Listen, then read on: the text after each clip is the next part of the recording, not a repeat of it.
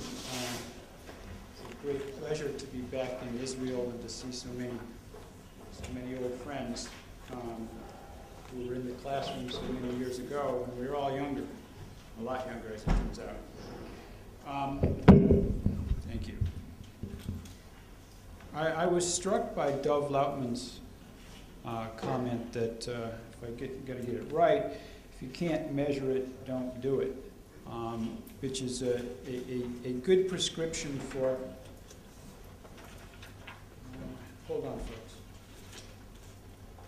We're having trouble.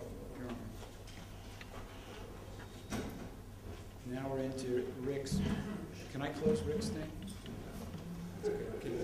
I could just give Rick's a good talk. Yeah, where'd it go?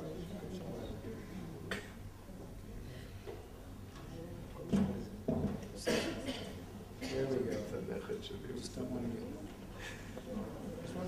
Yeah, there we go. Now we're in much better shape. Thank you. Too often policymakers are willing to make policy prescriptions without much factual or empirical basis for those things. One of my favorite economists is a guy named Mark Twain, who commented in Life on the Mississippi. He was asked a tough question about the length of the Mississippi River, and he said, "I was pleased to be able to answer promptly, and I did. I said I didn't know." Social scientists and economists in particular might take a little bit of advice from Twain on that and be a little bit more modest about our policy prescriptions. Although we can have a few things to say, good things to say about education policy. Another of my favorite economists is a guy named Gary Becker, who in the first version of Human Capital, actually he said this in 1964, this is the second edition, 1975, said economists and others have generally had little success in estimating the social effects of different investments, and unfortunately education is no exception. Now what Gary meant by the social effects, he means returns above and beyond the returns that individuals get privately for their investments in education. So some of what I'm going to have to talk about today has to do with how large are the social returns to investments in education and human capital more generally. And do we have good evidence that they're larger than the private returns? And intuitively, we think that they must be, but it's a much more difficult task, no different today than it was long ago when Gary wrote that to nail down how different the social returns might be than the private returns. Now, the monetary returns to school have been sort of a field that's not just been worked, but maybe even overworked by labor economists over the last 50 years. It's really one of the most widely studied empirical magnitudes in all of economics. The original work by a fellow named Jacob Mincer, it was followed by many others who estimated the returns to schooling in the US and Israel, and wherever they collected data on individuals' wages and years of schooling, people have estimated the returns. And the consensus is that the returns are pretty substantial. Not only are they substantial, they have been rising substantially over time. So, there's always a distribution of what these returns might be, but in the range of 8 to 15% per year of schooling. And what do I mean by that? I mean that most empirical studies find that an additional year of schooling raises earnings by something on the order of 8 to 15%.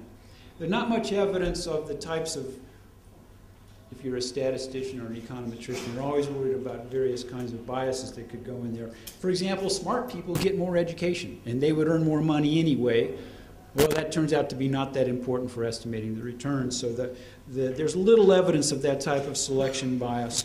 4 years of college in the United States raises earnings by about 65% in the last several years, or a return of over 13% a year. That's a pretty big number. It's a big number in comparison to other types of private investments in risky assets. So the returns have been rising. They're substantial, and they compare favorably to other types of investments. And after all, education is simply human capital. It's that intangible stock of skills that are embodied in people. And they're capital because once you learn how to do it, you can do it for a long time over your career. You can use those skills repeatedly and rent them for a price in the labor market. Now, why have an education policy? Now, it might seem obvious to everybody. Well, you got education, it's important, so you got to have a policy. Well, to an economist, it ain't so obvious. Because the question is, what kinds of things warrant a policy about something as seemingly important as education, as practically important as education?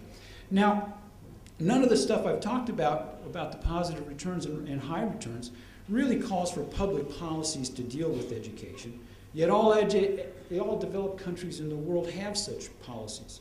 They have quality and curriculum standards. They have subsidies for the public, and they have subsidies to education, and they have public provision almost everywhere for education. And then they have minimum years requirements where people are required to go to school for a given number of years before they can leave and enter the labor market. Now, to an economist, a positive case for public policy requires some sort of wedge between the private returns and the social returns to education, what we like to call an externality. So what's an externality? An externality occurs when the amount or the quality of one person's education gives external benefits, imposes or provides external benefits or costs on others.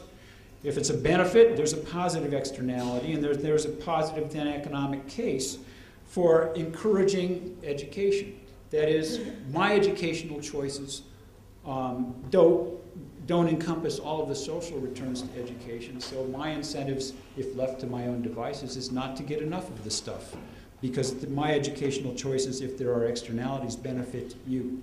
So left to their own devices, individuals make socially inefficient educational choices, and there's a room there, and this doesn't just apply to education policy, it applies to any type of public policy. There's a positive economic case for having an education policy that subsidizes, regulates, encourages educational investments by individuals.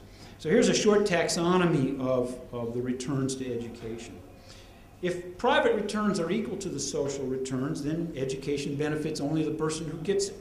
There's not really that much of a compelling case for public participation in that world.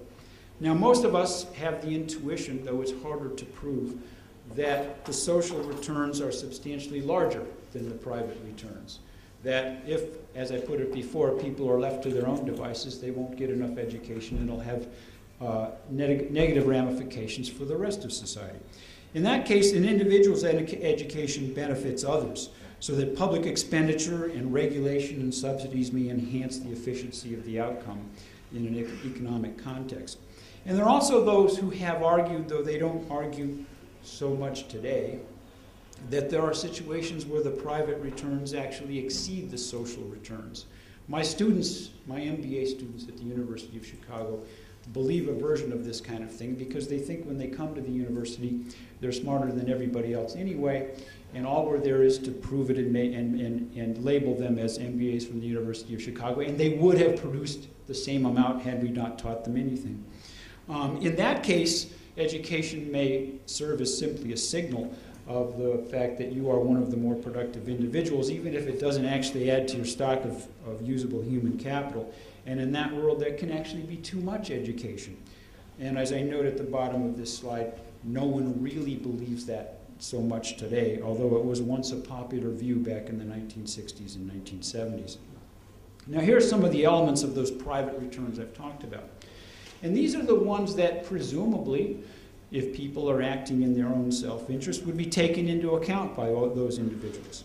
So one is increased individual market productivity, which translates in a competitive world into higher earnings, so that if one is interested in making investments in education, part of the returns, and this is the 8% to 15% that I was talking about before, is reflected in higher earning power.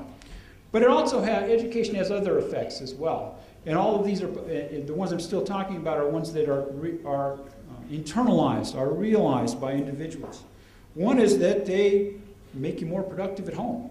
So if you're educated, you know how to organize your household, engage in household production and the like. It also helps you make better consumption decisions, more informed consumption decisions. So that's another return that you wouldn't measure necessarily by the financial returns to education. And it also helps in the production of children's human capital. And there is direct evidence on this, that more educated, that kids from educated households do better, not just in terms of education, but also in terms of their labor market outcomes over generations. It's a large part of the reason for the convergence in black-white earnings differentials in the United States over time, because the quality of black education and the years of schooling of black parents have been rising over time, and a lot of human capital is getting produced at home.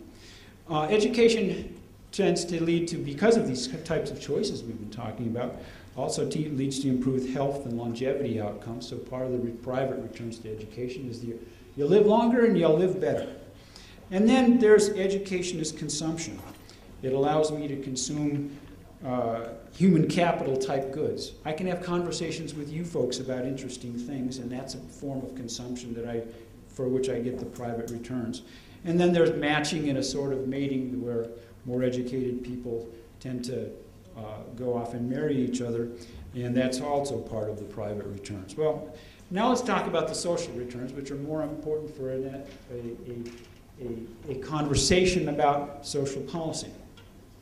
One is that there's social externalities or network externalities in production, which says that education raises the level of economic activity, that we're all interacting with each other, and some of us are educated, and when I run into another person who's educated, ideas are kind of in the air, and that means that the social return is bigger than the private return, in the sense that I didn't take into account the impact I'd have on your productivity when I made my decisions of how much to invest in education and how many years of schooling to get. So there's an impact on the level of economic activity because more educated individuals raise the productivity of others. Now, you say, well, why isn't that taken into account? Like in a university, when we hire some really smart person that I get to work with and he raises my productivity, well, that's all internalized by deciding to hire the smart person. But in cities and places where people interact, that's less likely to be internalized. It won't be internalized, and so that social return is bigger than the private return. Then education, as Danny was mentioning in his introductory remarks, contributes to economic growth. The level of education raises economic growth because educated people produce ideas. And ideas are the engine of economic growth. Why do economies grow? Because we know how to do more stuff than we did last year. And so the body of knowledge that we can apply to improving human welfare is ever growing. Those returns are not going to be necessarily internalized by the individuals who make individual investment decisions in their years of schooling. And last, the external benefits can come through social programs. There can be less need for redistribution when, as Danny mentioned, the people who would otherwise be less educated are now have their human capital increased and they're able to earn more. So that can come through health, through income transfers, and also we all benefit because I think in most people's eyes, equity is sort of a public good. People are willing to pay a bit to live in a world where there's less inequality, and that's part of what education achieves. And you heard some mention of that in earlier discussion. Now, there are other returns, social returns to education that make the private returns smaller than the social. One is crime, that there's less criminal activity when people are more educated, or more educated people are less likely to engage in criminal activity. There can be network externalities in consumption where we settle on a standard for types of things to consume. Voting is positively impacted because you want to have a voting public that's well informed about issues and makes wise decisions when they go to the voting booth. And there are a bunch of other what we might call in economics second best considerations that have to do with redistribution, which creates distorted incentives for people to invest. So I'm going to show you that as the returns have risen, people in the United States, people have been much more likely to invest in human capital. But if you put a lid on that by compressing wage disparities artificially below what they would be, that is compressing skill returns artificially below what they should be, then you can expect that people are going to have less incentive to invest, and you might have to put your finger in the dike somewhere else in order to get the socially efficient rate of growth in human capital. Progressive income taxes do much the same thing. So if you raise income taxes on the most skilled, you reduce the returns to human capital and there's going to be less investment. And that also applies more generally to artificial compression of skill differentials, and I'm going to give you some evidence on that from Sweden in a bit. So those social returns, I'm going to skip over the signaling value of education because we could talk about it for a while, but it turns out to be not that terribly important. So let's think about how we measure those private income returns. So here's a little primer on how it's done. One is to calibrate the social returns. If we want to have a benchmark for thinking about whether the social returns are bigger than the private returns, we have to know how to measure the private ones first. And this is something that economists are pretty good at. This one part is what empirical research has done a pretty good job at. So we need a benchmark to get the private returns. So generations of economists have followed Jacob Mincer, who started on this line of research back in the 1960s and made a career out of it. So if you assume a couple of things, just a couple of things. One is that the only cost of going to school is foregone earnings. And the second is that the percent increase is constant. The percentage increase in your earning power is constant over your lifetime. And those don't do too much violence to the facts. Then the private rate of return is the percentage increase in earnings due to an additional year of schooling. In other words, for practical purposes, you can compare the earnings of a representative person with 12 years of schooling to a person with 11 years of schooling, and how much, by what percentage amount do the people with 12 years of schooling earn more than the average person with 11? And that's roughly an estimate of the return to schooling at any point in time.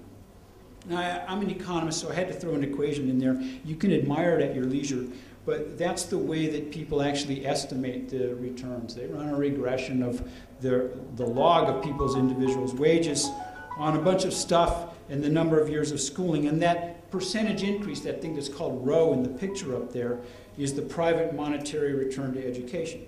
So those things that I mentioned earlier have been estimated for over 50 years. There's a remarkable consistency. The returns are on the range of 5 to 15%. I said 8 to 15 because that's sort of a more recent number. They rose substantially after 1980, as I'm going to show you, and they remain at the high end, especially in a really unregulated labor market like the United States. Comparable to the returns on other risky assets, as I said earlier, and those sources of bias I talked about are empirically unimportant. So, can you see that? Yes, you can, much better than I can see here. This looks at, this graph shows you up until 2000, the returns to school by comparing college and high school graduates. So by roughly speaking, by what percentage amount do the earnings of college graduates with 16 years of schooling exceed those of high school graduates? And what you notice is that from the early 1960s, this is all US data, and it's actually for men as well. From 1963 up until about 1980, the returns to schooling were declining.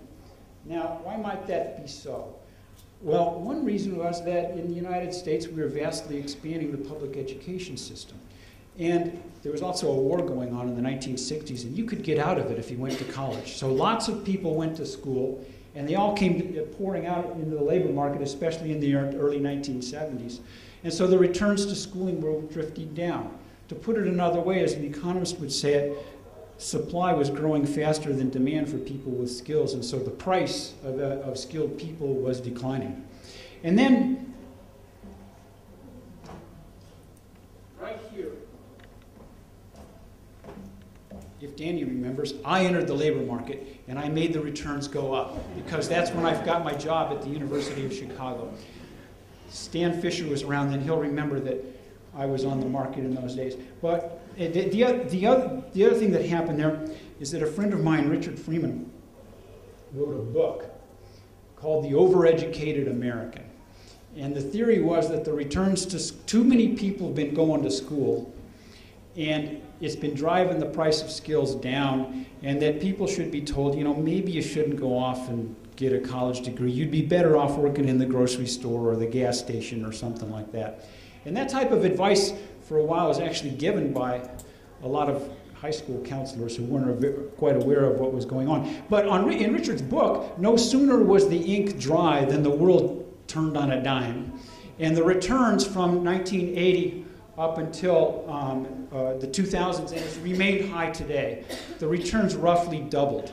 So that investments in education became remarkably more remunerative to the private individuals making those investments, and they have remained that way to the present. The returns to being skilled are higher today than they've ever been over the last 50 years. Now, here's even more evidence on this. So now I've broken it out into not just college graduates and high school graduates. Now I threw in the people with a postgraduate degree.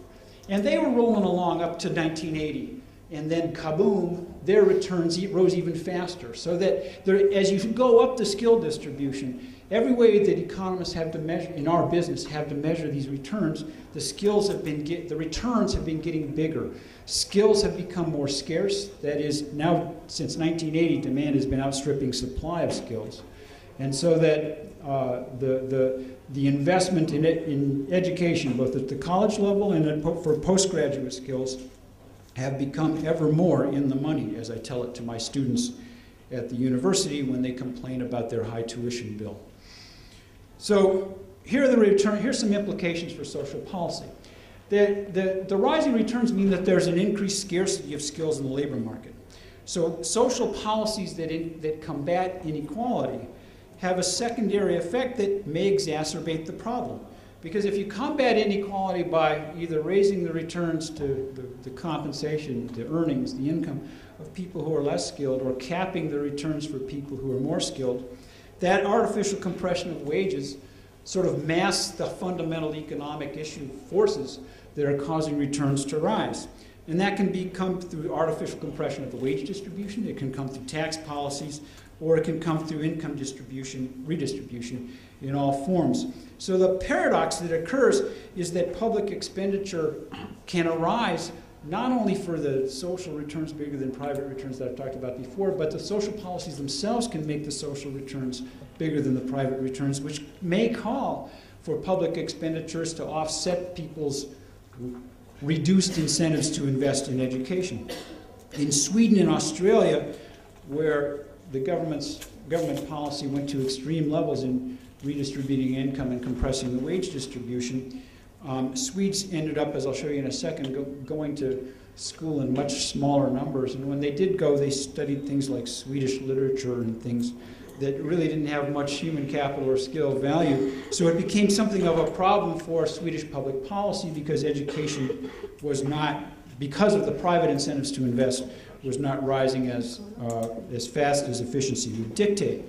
So from 1970 to 1989 in Sweden, the returns to college, to going to college, fell from about 10% per year down to 5% per year. So they fell in half.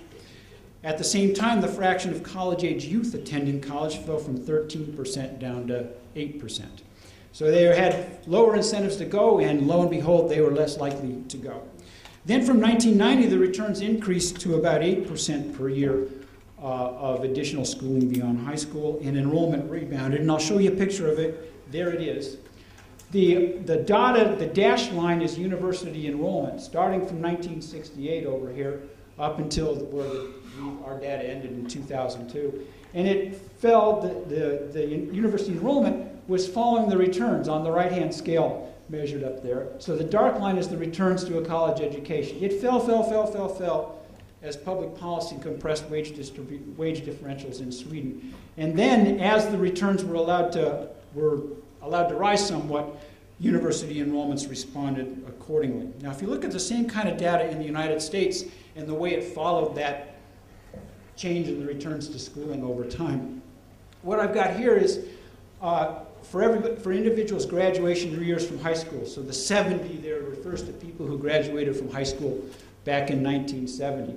What fraction of them have gone to college for at least some amount of time? And as the returns, which are the red line, declined up until 1980, as I showed you before, the fraction of people who have some college education was going down. And then right around the time when the returns started to go back up, when demand started outstripping supply for skills, people started going to school. So the private incentives to invest are sensitive to the returns. So more people are going to want to go to school, and they're going to want to go to school in the more remunerative things and study the more remunerative things when the returns are high. And that was the paradox of social policy that Sweden and Australia faced. If they cap those returns, people are going to have less incentives to invest, lower incentives to invest, and fewer of them will do so. Now, let me talk a little bit more about educational externalities. If the private returns are going to serve as a benchmark for us, for example, a Manserian return to a year of schooling is, say, on the order of 10%. Does the social return exceed that number? Is the social return to investment in an individual's years of schooling bigger than 10%? Are there externalities conveyed for others? Does society benefit more than the individual is another way of thinking about it. And what are the sources of those social returns? How could we measure them? And the focus here, and what I'm doing, is going to be simply on productivity and income.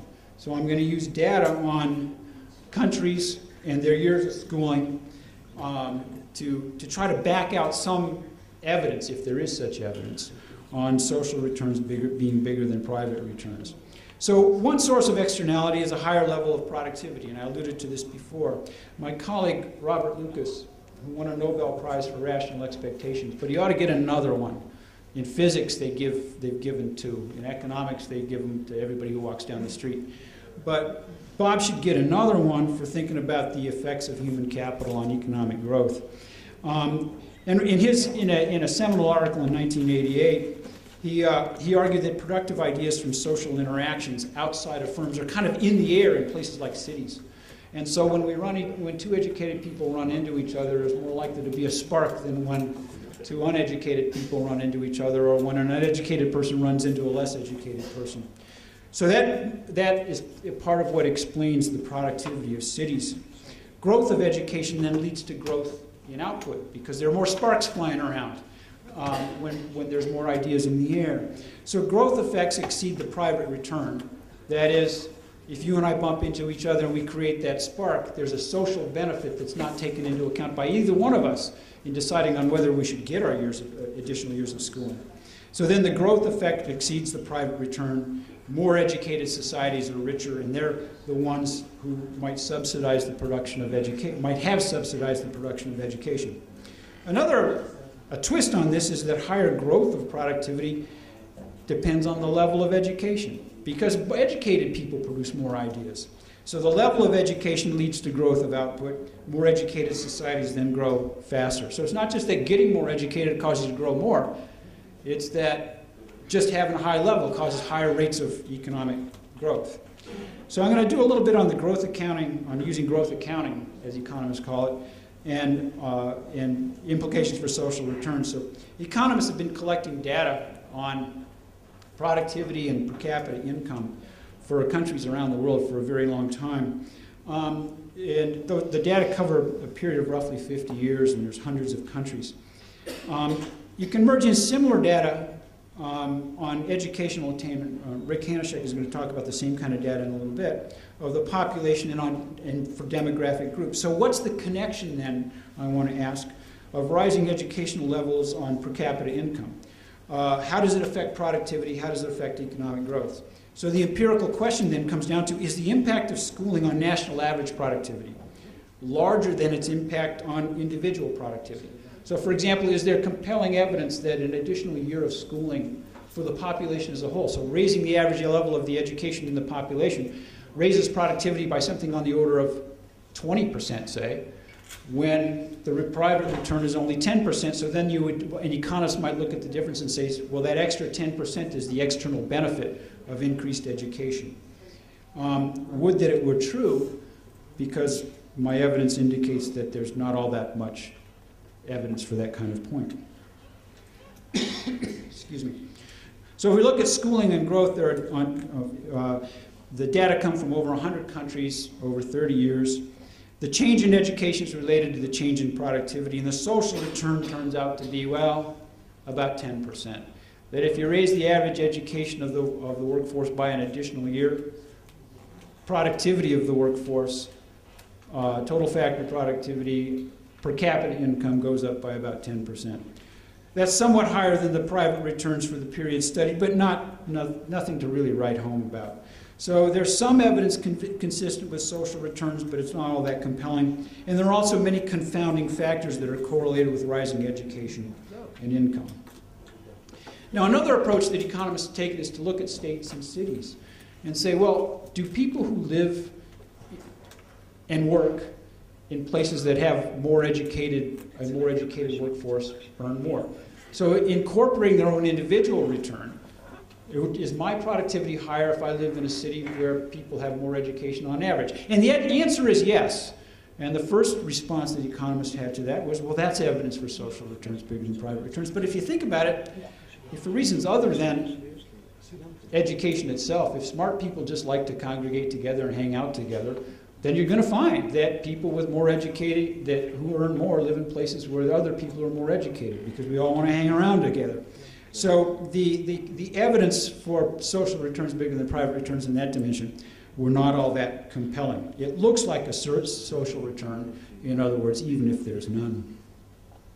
Now let me tell you something about the growth of states in the United States. As most of you remember or recognize or know, there's a lot of inequality in income across states in the United States. And it used to be a lot bigger than it is. Even while income across individuals, income inequality across individuals has been rising over time, especially since the late 1970s, or even the early 1970s. Over very long periods of time, there's been convergence of incomes across states in the United States. And two issues then come up. Has growth in education contributed to that economic growth? And the evidence is that it has. And has the growth of education produced spillovers that have raised total productivity by more than the private returns to schooling? And the answer is, well, maybe. So here's a picture of the level and growth of wages. So if I look at wages in 1940 by states, and all those are abbreviations of states in the United States. So OK stands for Oklahoma. And up there on the left, GA stands for Georgia. Georgia, for those of you who are not really familiar with U.S. geography, is down in the south. And so is SC, that's South Carolina. And so is MS, that's Mississippi. And so is AR, that's Arkansas. And NC, that's North Carolina. Those are all southern states. And they started off with, they had really low weekly wages back in 1940. But then if you look at the rate of growth from 1940 to 2000, those are the states that had the biggest growth.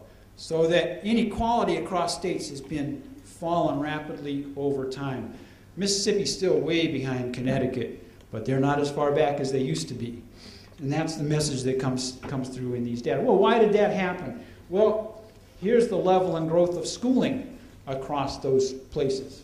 So there's Georgia up there in South Carolina, the same place that we were talking about before. And they're the ones that had really low average years of schooling in their workforce in 1940. So the representative person in the workforce in 1940 in Georgia and South Carolina had fewer than 7 years of schooling. And then both inequality of schooling outcomes and school inequality of incomes have been going down pretty substantially over time. You know, you don't get that good of a relationship in most economic data. And so here's how the standard deviation of earnings and education have changed over time. That standard deviation is like the square root of the variance. So there's less variation across states in education. There's less variation across states in income over time. And here is the relationship just between schooling growth and income growth. So the states that had the greatest schooling growth are the ones also that got the greatest income growth. Now there's all kinds of econometric objections you could make to this, and we're not going to belabor the point much, but there's fairly compelling evidence when you try to deal with those that there's an important causal relationship between the increase in education for these states and the increase in per capita income or productivity that occurs in them. Now I can see I'm wearing out my welcome. So the other is to look at the relationship between growth and total factor productivity. We won't have to belabor how we're going to measure that here. Over time. And the places that had the greatest productivity growth, not just wage growth, but productivity growth, as measured by the way economists do it, are the ones that had the lowest productivity in the past. So greatest growth came from the least productive places over time. And that's also been related to education. So let me interpret the evidence and try to wrap up. The first is that the data suggest that education drives growth. and that the social returns might substantially exceed the private returns. Yet growth in education can also be correlated with other unmeasured factors that contribute to productivity. It can be related to unobserved talent of the workforce, to changes in the demand for skills, or for the quality of education, or investments in other types of capital such as infrastructure and the like.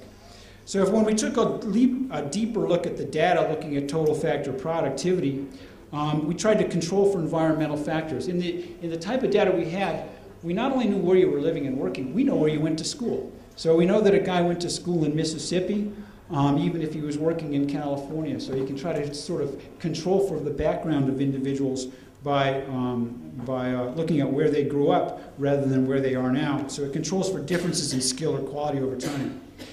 And what you find, however, is that when skills rise, per capita income rises as well. So there's some fairly compelling evidence, even trying to control for those selection effects over time, that education causes economic growth. So the basic finding is that raising educational growth is in the range of, the effect of raising education on growth is on the order of a return of about 8% per year of average schooling in the workforce. Now that's along the lines of close to the private returns I was talking about before. So that from these types of data, as measured in total productivity and the like, there is a substantial positive return in terms of measured living standards to education, but it's not really all that much bigger than the private returns. So it's consistent with private returns, but not materially greater. The evidence that social returns, as measured by total factor productivity, exceed private ones is fairly weak in the type of data that I've seen. So that's something to keep in mind in thinking about social policy. We all have the intuition that the social returns are substantially higher. That's why we want to subsidize people. That's why we want to help people. That's why we want to see that everybody has the educational opportunities that the most advantaged have. But the evidence that those private returns are substantially smaller than social ones is kind of meager. So it's at best mixed. The evidence does indicate, however, that the social returns in economic growth are at least as large as the private ones. And so it's an important contributor, or education has been an important contributor to reducing inequality across areas and therefore convergence in income and convergence in welfare. Thank you.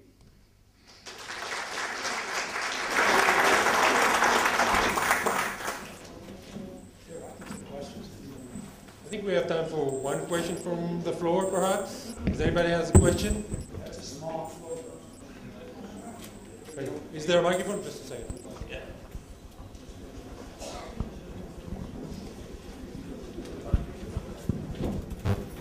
Quick. Maybe you could say a bit more about the causality. I understand there's a correlation between education and different factors, but causality. Yeah, that was the thing that I was avoiding, not because I wanted to avoid it, but I wanted to keep the level of this discussion appropriate to the crowd. It's clearly something you have to worry about in terms of causality. So is there some other underlying factor that's causing both growth in income and growth in factor productivity? And that's what we used as an identifying, for identifying leverage. We used not just the average education of the people who are in the labor market, but we used the educational quality to control for educational quality. We tried to control for where the people came from. So when people in Mississippi were working in California, did they get returns that are more like people from Mississippi? And the answer was yes. So educational quality appeared to have that causal impact. It wasn't just caused by growth in other factors. But can I offer you, as in almost all econometric work, can I offer you direct evidence that there's a causal impact of education on growth? That's harder to do because we economists can't run, as you know, these controlled experiments on economies. So the evidence is compelling that there is a connection between education and growth.